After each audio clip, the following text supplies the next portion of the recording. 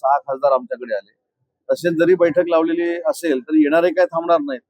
शेवटी ज्या पद्धतीनं राजकारण चालू आहे, ज्या पद्धतीनं शिवसेना पुढे जाते, या याच्यामध्ये बघा ना, या 15 दिवसामध्ये 6 खासदार आले.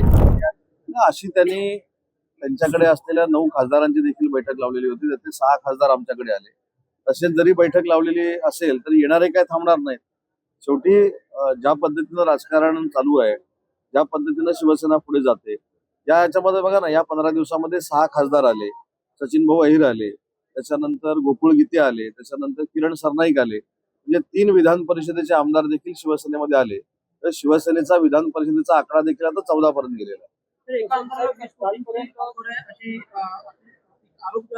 संजय राऊत यांनी 50 असेल ना, 30 कोटीने कमी आले काय ते?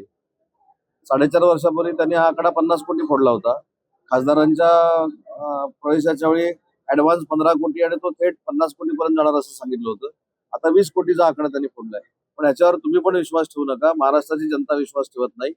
त्याच्यामुळं पहिली महत्वाची गोष्ट अशी आहे की मी अनेक वेळा सांगितलंय की संजय राऊत हे रोज सकाळी पत्रकार परिषद घेतात, म्हणूनच आता फक्त युबीटीचं अस्तित्व शिल्लक राहिलेलं आहे. त्यांच्या प्रकृतीबरोबर महाराष्ट्राच्या प्रकृतीलाही आराम पडो अशी घोषक टीका जी आहे संजय राऊत यांनी उपमुख्यमंत्री एकनाथ शिंदे यांचं नाव न घेता केलेली आहे. प्रत्येकानं थोडा मागचा विचार केला पाहिजे. ज्यावेळी संजय राऊत साहेब आजारी होते त्यावेळी त्यांच्या बंधुराजांना त्यांच्या तब्येतीसाठी फोन करणारे देखील माननीय एकनाथ शिंदे साहेबच होते. एवढी संवेदनशीलता असणारे आमचे नेते आहेत.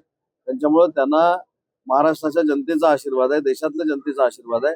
त्यांची प्रकृती ठणठणीत होईल आणि पुन्हा एकदा शिवसेना वाढीच्या दृष्टीने ते कार्यरत होतील.